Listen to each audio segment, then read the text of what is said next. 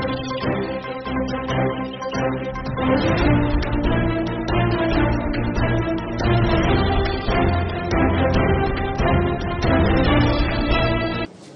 भारतीय कांग्रेस कमेटी की तरफ से पूरे देश में महंगाई के खिलाफ हल्ला बोल महारैली का आयोजन दिल्ली के अंदर 4 सितंबर को कांग्रेस पार्टी द्वारा किया जा रहा है, जिसको लेकर के, जिसकी तैयारियों को लेकर के जनजागरण के लिए, कार्यकर्ताओं को दिल्ली जाने के प्रेरित करने के लिए और महंगाई किस प्रकार से बढ़ रही है और केंद्र की सरकार पे कान पे जू भी नहीं रह रही है, इन सब बातों के लिए हमने कांग्रेस पार्टी की प्रदेश कार्यकारिणी की और तमाम हमारे जो एमएलए हैं, मंत्री हैं, बोर्ड कॉरपोरेशन के लोग हैं, निवर्तमान जिलाध्यक्ष हैं, कुछ जिलाध्यक्ष बन चुके हमारे, और तमाम पदाधिकारी प्रदेश कांग्रेस कमेटी के और अग्रिम संगठनों के प्रदेश अध्यक्ष और विभाग और प्रकोष्ठों के लोगों को हमने बुलाया था। सबके साथ में आज बैठक हुई और महंगाई को लेकर के चर्चा हुई और किस प्रकार से 4 सितंबर की रैली में हम ज्यादा से ज्यादा लोगों को ले जाएं, जिससे केंद्र की सरकार के ऊपर महंगाई कम करने का दबाव बढ़ सके।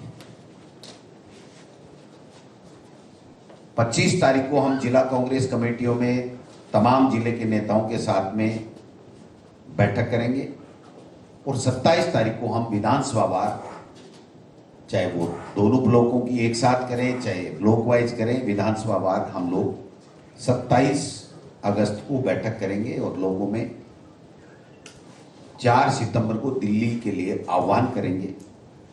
और जो महंगाई की स्थिति है, आज एलपीजी गैस है, वो हमारे समय में यूपीए सरकार के समय के बाद में 156% बढ़ चुकी है।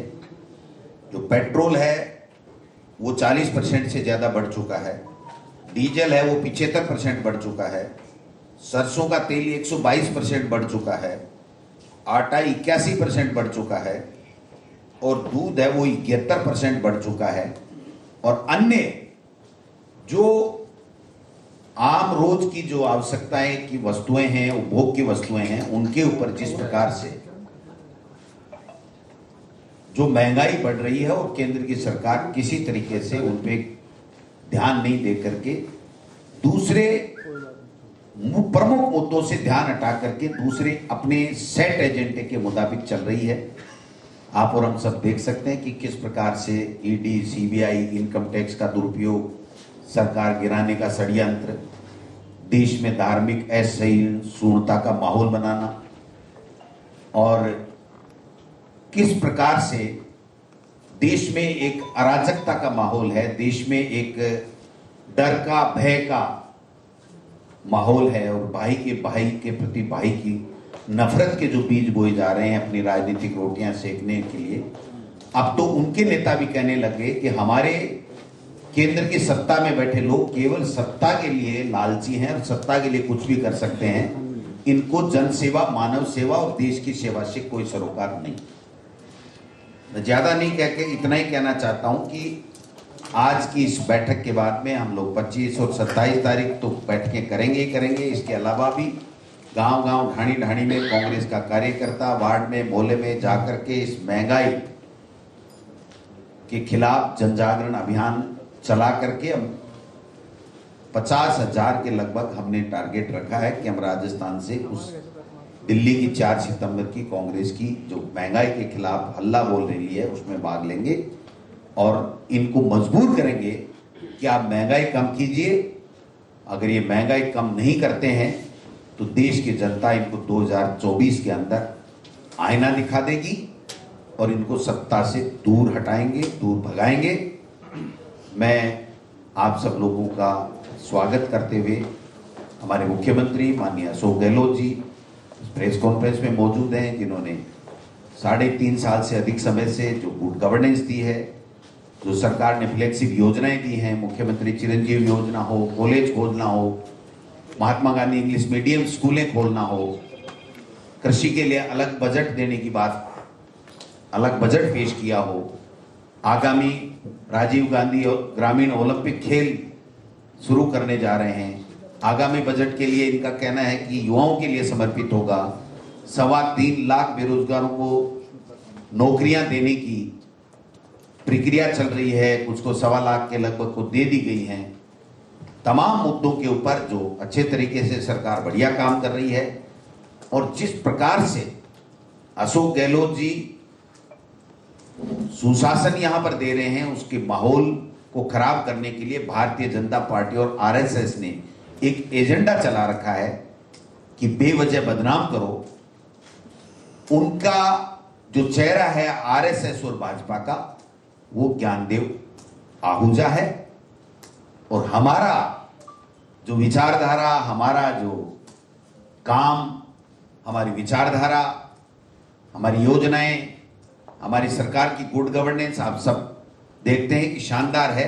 एक किसी भी मुद्दे को लेकर के नाहक बिना वजह तूल दे करके नॉन इश्यू को इश्यू बना करके ये लोग बात काम कर रहे हैं, जबकि 3.5 साल में एक भी ऐसी हमारी सरकार की नीति के खिलाफ ये लोग बात कोई धरना प्रदर्शन या कोई बड़ा कार्यक्रम नहीं आयोजित कर सके। केवल आपस में टांग खिंचाई, एक दूसरे को नीचा दिखाना। और पहली बार राजस्थान के लोगों ने देखा कि यहां प्रदेश अध्यक्ष बीजेपी का मौजूद, यहां पर नेता प्रतिपक्ष मौजूद, यहां पर उपनेता मौजूद, यहां पर पूर्व मुख्यमंत्री मौजूद, यहां पर प्रभारी संगठन महामंत्री मौजूद, और उसके बावजूद गजेंद्र सिंह जी जो जल संसाधन मंत्री हैं, जल संसाधन मंत्रालय की बात पे नहीं बोल करके और एक माहौल बना करके चुनावी भाषण दिल्ली से बैठे बैठे दे रहे हैं। ये इस बात का संकेत है कि उनके पास में केवल और केवल बेवजह सरकार के खिलाफ मुद्दे बनाने का ये षड्यंत्र है या रोड मैप है, उनका प्लान है। और जो ईआरसीपी के ऊपर बोलना चाहिए वो नहीं बोल करके, और ये जिस तरीके से माहौल करना चाहते हैं, कल आपने देखा होगा पहले तो भाजपा युवा मोर्चा ने जरूर 1-2 प्रदर्शन किए होंगे रीट के मामले में। इन्होंने जो प्रदर्शन किया, इनकी हवा निकल गई, ये कुछ बोल नहीं सके, बेवजह अपने कुर्ते खुद ही फाड़ रहे थे और फोटो खिंचा रहे थे कि हमारी फोटो आ जाए तो हमारी टिकट पक्की हो जाए या हमारी कुर्सी पक्की हो जाए। ये इस तरीके की नौटंकी अब ये इसलिए करने लग गए कि इनके पास में सरकार के खिलाफ कोई मुद्दा राजस्थान में नहीं मिल रहा है। मैं दावे के साथ कह सकता हूं कि 2023 में हम लोग पुनः सरकार में आएंगे और 2024 में एनडीए सरकार को जाना पड़ेगा। इन्हीं शब्दों के साथ में मैं आपका धन्यवाद ज्ञापित करते हुए हमारे मुख्यमंत्री आदरणीय अशोक गहलोत जी से आग्रह करूंगा कि वो आपके सामने अपनी बात रखेंगे। आदरणीय अशोक गहलोत साहब। अध्यक्ष जी ने सब बात कह दी आपको। मकसद दावी की मीटिंग यही था कि महंगाई और बेरोजगारी और जीएसटी जिस प्रकार से लगाई गई है आटे पे, दाल पे, दही पे, बड़ा रिएक्शन है पूरे देश के अंदर। ऊपर से झूठ बोल रहे हैं केंद्र सरकार और वित्त मंत्री की जीएसटी काउंसिल के अंदर ये तय होगा, उस पर विपक्षी पार्टियों के सदस्य भी थे। मैंने 2 पत्र लिखे हैं, हमने विरोध किया था वहाँ पे भी, आज भी विरोध करते हैं। आप इनको वापस विड्रॉ करो जीएसटी को, जिससे कि महंगाई कुछ कम हो। ये मुद्दा बन चुका है। और 5 तारीख को राहुल गांधी, प्रियंका गांधी सबने अरेस्ट की, मेंबर पार्लियामेंट हैं, हम लोग भी वहीं पे थे। उसके बाद में ये गवर्नमेंट डिफेंस में आ गई है, डिफेंसिव हो गई है और समझ गई कि जनता के जो मेन मुद्दे बेरोजगारी का है और रोजगार का है, और फिर जीएसटी के ऊपर ये और लग गया धड़का उनका, उससे लोग घबरा गए हैं। और घबरा करके फिर अब प्रधानमंत्री बोल रहे हैं काला जादू हो रहा है, मैजिक, ब्लैक मैजिक हो रहा है। काले कपड़े पहन के जो आंदोलन किया, मोदी जी बौखला गए पहली बार मैं देखा, और कह रहे तो ब्लैक मैजिक है, जादू टोने होते रहते हैं गाँव के अंदर, ये है वो है। वो डिफेंस में आ गए उस दिन। तो ये हालात है देश के अंदर, बहुत गंभीर हालात है। महंगाई सीमाएं पार कर चुकी है, गरीब आदमी और गरीब होता जा रहा है देश के अंदर, अमीर आदमी और अमीर होता जा रहा है, खाई बढ़ती जा रही है। आर्थिक नीति इनकी ऐसी है जो पूरा जो माहौल है देश का वो सिमट गया है, कुछ लोगों तक पूरी पूंजी इकट्ठी हो रही है, आम लोग महंगे से त्रस्त है। और तो और 80 रुपये क्रॉस करेंगे डॉलर रुपये, बताइए आप, 80 रुपये डॉलर रुपये हो गया। तो आप सोच सकते हो कि हम किस दिशा में जा रहे हैं। उसी चिंता नहीं हो, उनको कांग्रेस मुक्त भारत करने की चिंता है। अमृत महोत्सव मना रहे हैं, खाली इवेंट कर रहे हैं। मैं वहाँ रिकॉर्ड कहना चाहूँगा, बिना पंडित जवाहरलाल नेहरू के कोई अमृत महोत्सव कामयाब नहीं हो सकता देश के अंदर। जो 10-12 साल से जेलों में बंद रहे हों आज़ादी के जमाने के अंदर, प्रथम प्रधानमंत्री हों, इनके राज में ना इंदिरा गांधी का त्याग बलिदान दिया देश के लिए, खालिस्तानी बनने दिया, कुछ जिक्र नहीं उसका। इनके राज में किस प्रकार हमारे फ्रीडम फाइटर्स ने, राजस्थान से भी कम नहीं थी फ्रीडम फाइटर, पूरे देश के फ्रीडम फाइटर्स ने, ज्ञात अज्ञात लोगों ने किस प्रकार से कुर्बानी दी, त्याग किए, बलिदान किए, जेलों में बंद रहे। भगत सिंह तो फांसी के फंदे में चढ़ गए, कई लोग, उनका कोई इनको मायने नहीं है। कभी कभी फॉर्मेलिटी में कह देते हैं।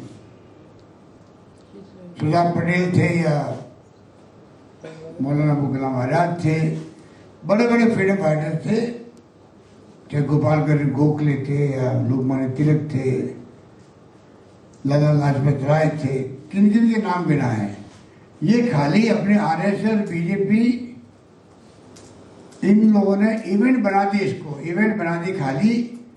पिछले साल में उसको किसी ने मनाना पड़ता है, सरकार इनकी है तो ये मना के खाना पूर्ति करना चाहते हैं। हम चाहते हैं नई पीढ़ी को नहीं बल्कि वर्तमान पीढ़ी को भी, जो नए आज़ादी के बाद पैदा हुए, उनको मालूम पड़े कि हमारे त्याग बलिदान क्या थे। आज़ादी के बाद में हम पिछले साल में कितनी उन्नति प्रगति की हर क्षेत्र के अंदर, इसका गर्व महसूस नहीं करवाएंगे हम अगर नौजवान पीढ़ी को। यही नौजवान पीढ़ी कल देश का भार संभालेगी आने वाले वक्त के अंदर। ये क्या बताएंगे अगली पीढ़ी को। तो मोदी जी जो इतिहास की सच्चाई नहीं बता रहे हैं, नहीं बताना चाहते हैं एनडीए गवर्नमेंट वाले, उसका नुकसान आने वाले वक्त में पूरे मुल्क को होगा। इनमें चिंता लगी हुई है, इनकी आर्थिक नीति बर्बाद कर रही है देश को, महंगाई बढ़ती जा रही है, बेरोजगारी बढ़ती जा रही है। स्थिति जब विस्फोटक होती है तो उसी में से फिर ये क्राइम बढ़ते हैं, घटनाएं बढ़ती है, दुर्घटनाएं बढ़ती है।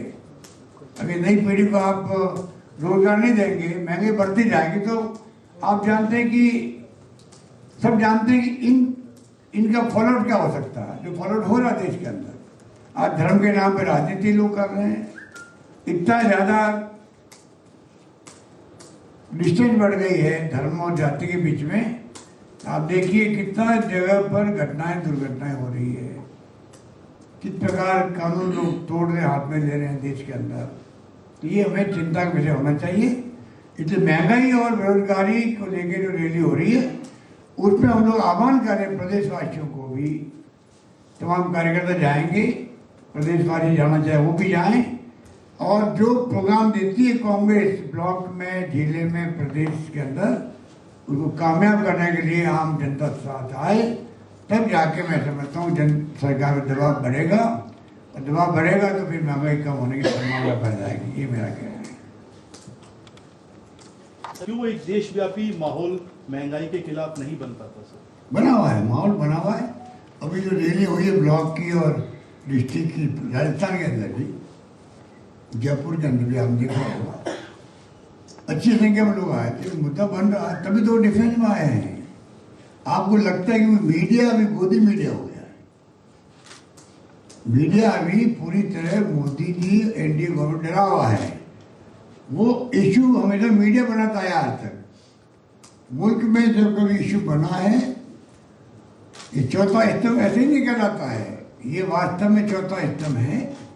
डेमोक्रेसी को बचाने में इसकी बहुत बड़ी भूमिका है, संविधान की रक्षा करने में इसकी बहुत बड़ी भूमिका है।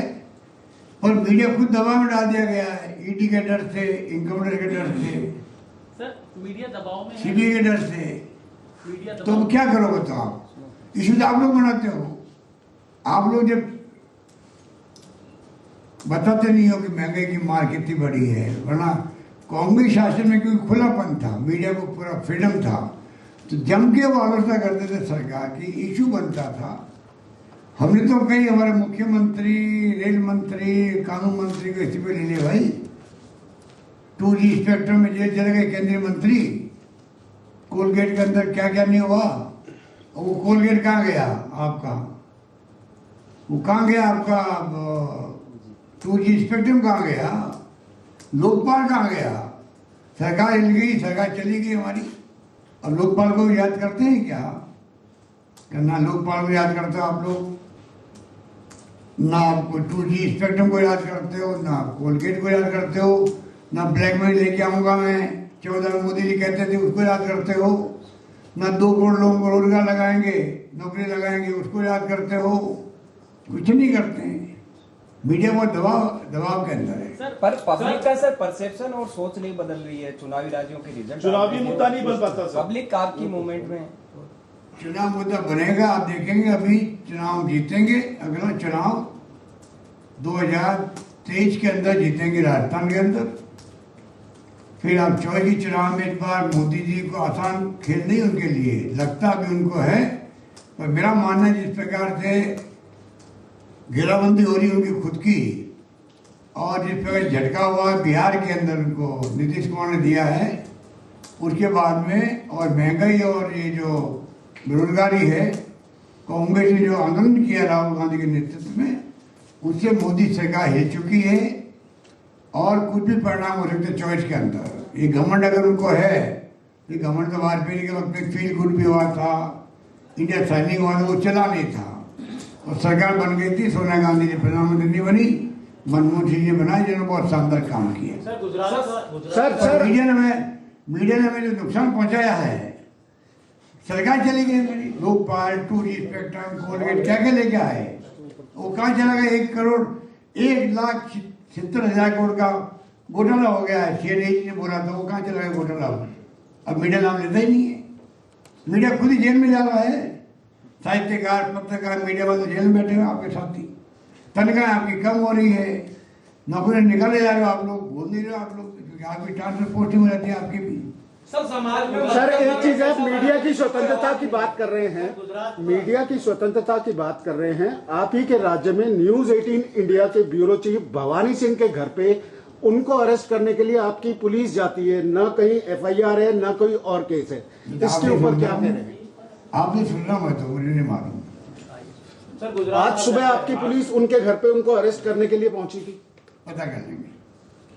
सर समाज में एक ऐसा वर्ग है मध्यम वर्ग जिसकी कोई आवाज नहीं है और सबसे ज्यादा पीड़ित भी वही है, क्या कांग्रेस उसकी आवाज बनेगी? और दूसरा सवाल, मध्यम वर्ग में हमारी सरकार बदली भैया, अगर आवाज बनेगी, मध्यम वर्ग बहुत ही इम्पोर्टेंट है देश के अंदर।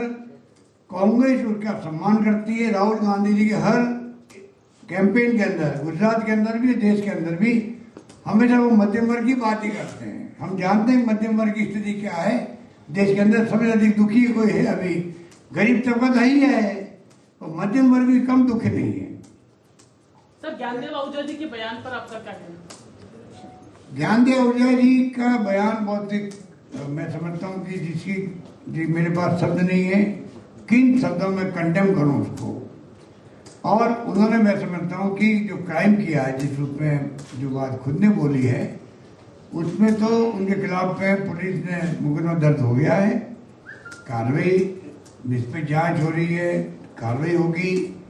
वो क्या बोले होंगे मालूम पड़ जाएगा वो क्या कहना चाहते हैं।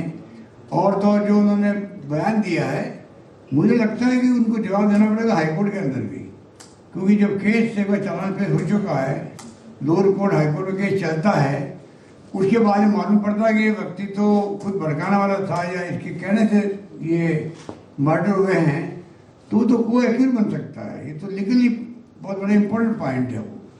बीजेपी पर ये बीजेपी का, आप सोच सकते हो कि बीजेपी की सोच जो है वो ज्ञानदेव आहूजा के माध्यम से बाहर आती है। आप इसको इस में मानिएगा, ज्ञानदेव आहूजा जैसे लोग जो हैं वही बीजेपी आरएसएस की सोच को कभी कभी उनके मुंह से निकल जाता है। सोच उनकी वही है, इसीलिए हम कहते हैं हिंसा का विरोध करते हैं। भाईचारा, प्रेम, मोहब्बत रहे आपस के अंदर।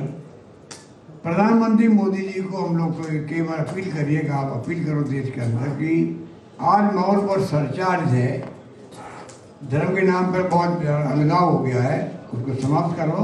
प्रधानमंत्री की एक बोलने के कहने से फर्क पड़ता है, ये मानते हैं। उन्होंने पहले ताली बजवा दी, अब क्यों नहीं वो शांति की अपील करते हैं। ये मेरी बार बार अपील है।